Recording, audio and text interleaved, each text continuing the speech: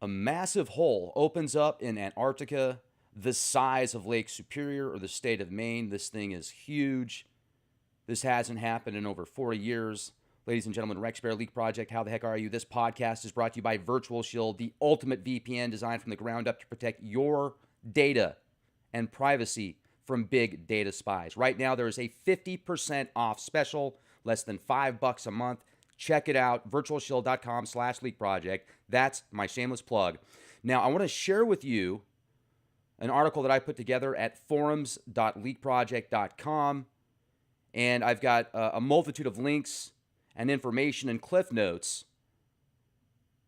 where there's my analysis combined with people that are a lot smarter than myself and scientists and geologists. What's interesting is this enormous hole that was discovered. It's in the Wattle Sea. Let me show you real quick the area. You can see this is a picture of this massive hole. And they say it hasn't happened in 40 years. soccom.princeton.edu. The link will be in the video description box once again. Here is another image of the area. Here is another image. You can see the location and the size. Now, right here is a map showing an area. If you look to the left, to the west, that's where they have recently discovered 91 different volcanoes, or at least they're finally telling us about it. The data, 91 different volcanoes, and they're trying to figure out why Antarctica's heating up so quick and why the ice is melting. So what are they doing? They're spraying the atmosphere with chemical trails. They're geoengineering the planet. They're terraforming the planet. They're destroying the ozone, attempting to keep the Earth cool. Well, it's not going to matter when you've got volcanoes erupting underneath.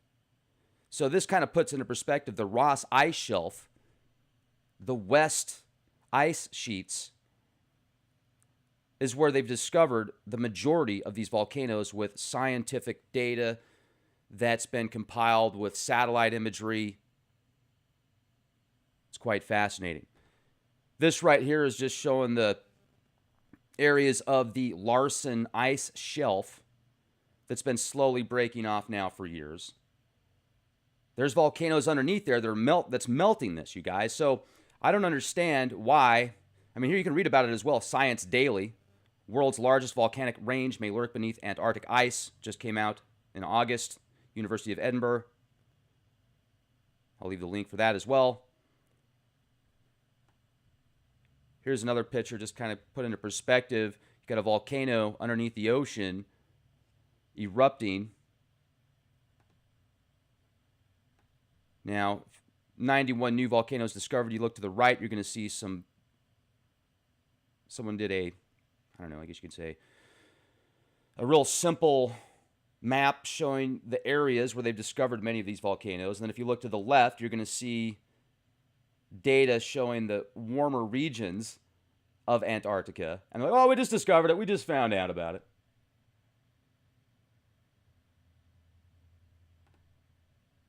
Now, Mount Agung recently erupted. Over 100,000 people are evacuating. I don't know what the caldera is like underneath there, how that compares to Yellowstone. There was 1,000 quakes the day that this thing erupted. Let's look at what's going on in Yellowstone right now. There's a lot going on indeed. So I want to go back to this article. I don't even have it on here. Okay. Let me read this to you real quick, you guys. Researchers from the University of Edinburgh analyzed data of the underside of the ice sheet for hidden peaks of basalt rock similar to those of other volcanoes in the region. Using ice-penetrating radar and geological information, satellite data, and imagery, scientists discovered 91 previously unknown volcanoes. According to the article, the data does not show if the volcanoes are active. Now, personally, I think that's ridiculous. There's plenty of information available to show that there are active volcanoes under the ice, because just look at the overwhelming evidence and the areas that are melting. The ice sheets that are melting is going, okay, there's 200 feet worth of water stored in these glaciers and ice sheets in Antarctica. It's like a plug. People say, I've got a glass of water and I've got ice in there and it doesn't overflow. Well, imagine if you've got ice that's above the water line, that's above the glass line, that's frozen. So you've still got water in there because you've got this frozen ice that goes above it. Once that ice melts, it will overflow the glass. So do the same thing in a bowl. Now, if you believe the earth is flat, do it on a flat surface. That's fine, whatever. A tetrahedron, a octagon, a highly concentrated triangle, within a triangle, within a triangle, within a triangle, within a triangle, within a triangle. Okay, so another thing I want to point out is how resilient life was in Antarctica 250 million years ago. They've discovered that these trees and these plants were able to grow across this megacontinent that's now 5 continents. Gondwana. Some people call it Pangea. It could activate itself to where it could turn on and off. So if it was going to have a long period of time of no sun or very little sunlight, nurturing, it would just shut itself off. Then it would turn itself back on when it needed to. And then 250 million years ago, approximately, boom, continents blow up. What happened? What caused all these volcanoes to erupt and these mass shifts of a megacontinent now being a multitude of continents? What happened? And also, you should check out this really cool archive, SMH, archives.smedia.com.au. It is the Sydney Herald. I went back and looked up from like 1950 to 1970 some of the headlines. If you just do a quick search, and you can get access to all this stuff for pretty cheap, like $25 for a week. You get access to all these archives and information. It's really a pretty good deal. You should check it out on their website. But a publication from Sydney Morning Herald titled Civilization Discovered in Antarctica from March 3rd, 1962. Somebody sent me a link and a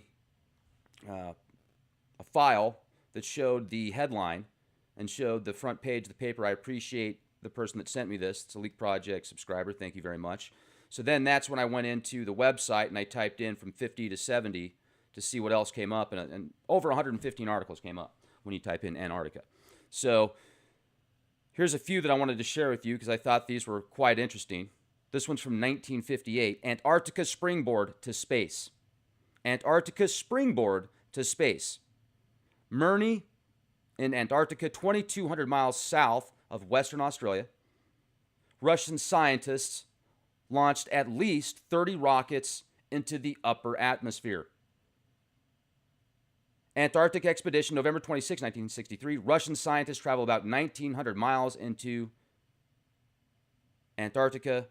Air tours to Antarctic, September 9th, 1963. The first commercial proving flight has already been made to Antarctica, and is only a matter of time before the start of regular civil air routes across the South Pole regions. Disputes in Antarctica, August 16, 1962. Conference at the University of Western Australia on the problems of selecting men for Antarctica. Got into how many people had drinking problems, so they were afraid to bring him into a crew to work out there because of the conditions. Also, this one's interesting. This is an interesting headline. Air maps of Antarctica, September 7th, 1962. Flying in Antarctica has proven extremely difficult because of the extreme cold. And my name's Captain Obvious. How the heck are you? Hello!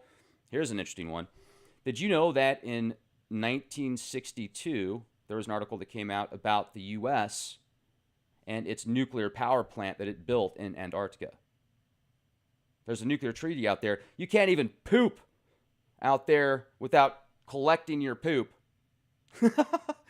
I mean, it's like, okay, time to pick it up and put it in the plastic bag, and we're going to send it off, son. We're going to find out what you're doing. Anyway, so I'm just saying that because they're extremely strict out there on, no footprint, leave no footprint behind, and anything else for that matter, like fecal matter. But they were able to build a nuclear reactor and then send it out there And it had all sorts of problems. And that was in 1962, that article. The air maps, the nuclear power station. Now, this is an article that came out in 1956, October 13th. Maybe it was Friday the 13th. The Earth is moving again towards an ice age. The Earth is moving again towards an ice age. Once again, the Earth is moving toward an ice age, according to American scientists, when massive glaciers grind slowly towards the equator, carrying cities and civilizations before them. And then there was a signing of 12 nations in Antarctica, the treaty, December 1st, 1959, the article, held at the time to be the first encouraging result of an era of negotiation which appeared to have begun with meetings between Mr. Eisenhower, President Eisenhower, and Mr. Khrushchev at Camp David. Now, I took notes, so if you see me looking to the left, somebody made the other comment the other day, hey, man, what's wrong with your eyes? I don't know, man. I'm trying to read, but I'm having a tough time, okay? Cut me some slack, man. All right, it's because the notes that I took. Now, you can read this and add to it at forums.com or forums.leakproject.com. Make sure to do so. And then, this is an interesting article. A new look at history, at the history of the human race, December 21st, 1963, from a series of partial or whole skulls, nanu, molars, incisors, mandibles, whatever that is, thigh bones, and other remains scattered over some 300 sites on every continent except Antarctica. He has endeavored to reconstruct the history of the human genesis. Once again, this is available smharchives.smedia.com.au. I'll leave the link in the video description box. Also, check out the article that I put together at forums.leakproject.com. And don't forget to go to virtualshield.com/leakproject. All right, that's my shameless plug. You can change.